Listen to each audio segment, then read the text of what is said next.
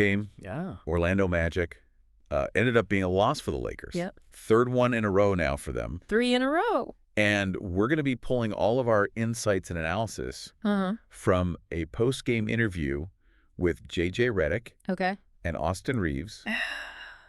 You can find that as a 4K Walking YouTube channel. All right, cool. So we're going to kind of unpack, what exactly is going on with this team. Yeah, what's going on with the Lakers?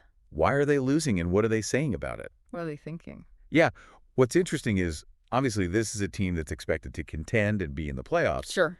And they're struggling right now, and LeBron and Rui are back. Yeah, they just got back. So there's this whole, reintegration thing. Right. And their defense has really been struggling. I mean, yeah, that's the biggest thing I think right now. Yeah, they even talk about that, how they intend to start the games, playing well defensively. Right. And they'll even have a good start. And then it just falls apart. They were up by 9 points. Yeah, early in the game, I think they said. Early in the game against Orlando. And then Orlando just went off, started raining threes, and they were just getting whatever they wanted, it seemed like, on offense. Well, especially Franz Wagner. Yeah, we'll get into him. Yeah, we'll talk about him. But so there's this whole thing, they even talk about it. They need to, clean some things up defensively. Clean it up on the defensive end, yeah. So how do they balance that, though? The need to reintegrate these guys. Yeah, you need to give them a little bit of grace, I think. Some grace. They just got back. You can't expect them to be perfect right away. Be perfect right out the gate. But at the same time, the West is tight. The West is so tight. Every game matters. Every game matters. You can't just be like, okay, we'll figure it out. We got 20 games to figure it out. Especially down the stretch when you're fighting for playoff seeding. Exactly. Every game matters. So, and then there's this question of LeBron, Yeah, is there some rust there? Is he rusty? Is there some rust? A little bit. Especially defensively. He's always been such a great defender. Yeah. They even say in this interview that, nobody was good. Against Chicago, right? Against Chicago. Yeah. But LeBron was much better tonight. Much better tonight. Against Orlando, so it sounds like, it's not just like he's washed. He's just... Right, he's got to get back into it. He's got to get back into the flow of things. Yeah, so let's talk about Franz Wagner. Yeah, this is interesting. They really kind of, This is a good breakdown. Why he was so successful. Against the Lakers. Yeah. And J.J. Redick had even said before the game, Yeah, he called it out. He's like, watch out for Franz Wagner. This guy's going to go off. He killed him last time they played. And he did again? He did again. So what was it? They really focused on two things. They're like, okay. One, we're not doing a good job of keeping him from going to his right hand. And then two, when we switch on him, we're being really passive. So he's just getting all this momentum and then, driving right by us. And they use this phrase, they need to read up. Yeah, what does that mean? I think what they mean is once you switch. Be more active. You got to be up in his space. Challenging him? Challenging him? Yeah. Yeah. Don't let him just get that head of steam. You let him get that head of steam, he's just going to blow by you. And they even give a specific example. They're like, Cole Anthony hit a 3. Oh, yeah. Right after a passive switch. Because they were so worried about Wagner driving. They helped off Anthony. And then he was wide open. And he's a good shooter. He can shoot. So yeah, it's these little things. Yeah, it's a chain reaction. Yeah. One little breakdown leads to another, and then the whole thing just falls apart. So with the losses piling up now. Yeah, 3 in a row. Is there time to fix it? Can you just make a quick fix? Are there quick fixes? Yeah. They mentioned that they're going to Indiana next. Yeah, and hopefully they can get some practice time in. Get on the court, because NBA schedule is tough. Yeah. You don't get a lot of practice time. Especially this late in the season. Right. But the coach even says, we were good defensively. For 25 games. For a good stretch there. Yeah, earlier in the season. So they're like, we can get back to that. It's in there somewhere. You just got to find it again. You just got to find it again. Yeah. So why are they struggling now? Well, the coach said something interesting. What did he say? He said the team looks tired. Tired? Yeah. Is that just physically tired? I think it's probably a little bit of everything. The NBA schedule is grueling, man. It's tough. These guys are playing back-to-backs. They're traveling all over the place. And they've had guys in and out of the lineup. Yeah, that messes with your rhythm. So, yeah, and they're not able to sustain that. Right. They start with that high intensity, but then they just... Can't keep it up. Can't keep it up for 48 minutes. Yeah.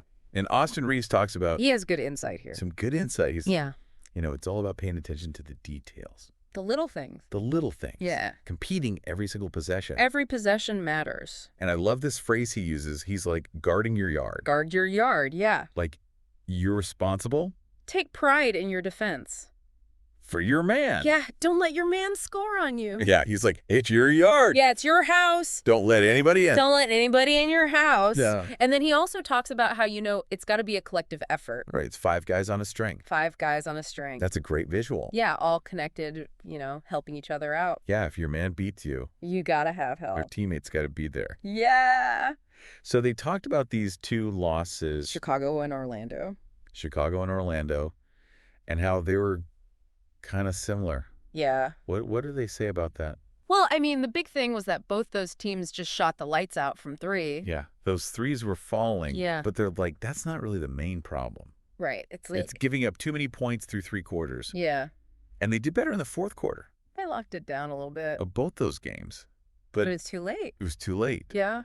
So it sounds like they're not giving themselves enough margin for error. Yeah, they got to be better early. Yeah, I got to play better defense early. So what about chemistry? LeBron's back. Rui's back. Yeah. How does that impact things? Yeah. Is that an issue? Well, they didn't really seem to think it was like the main issue. Okay. They're like, we deal with guys being in and out of the lineup all year. Yeah.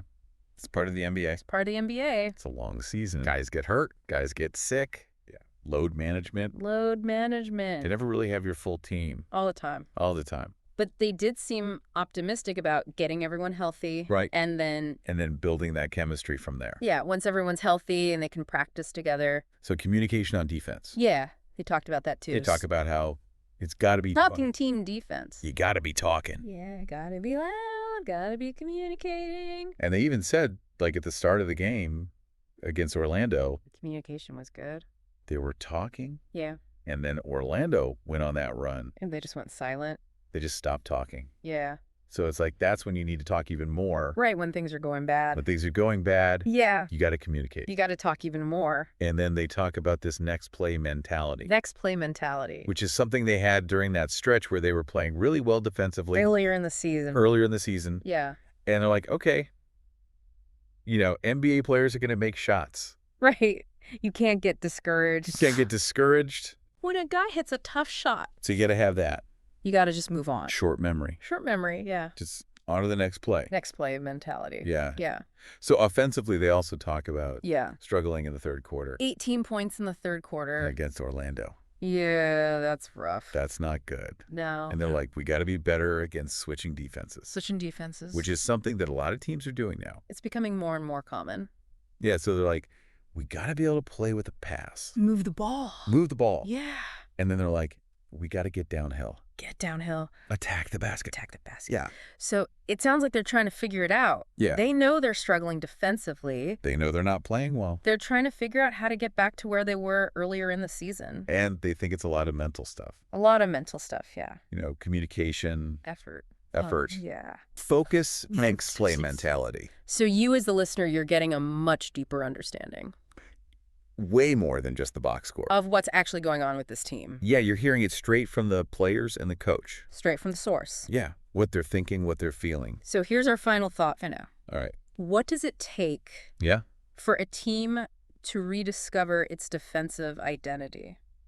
Especially in the middle of the season. And you're tired. When you're tired. You're traveling. You got guys in and out of the lineup. It's not easy.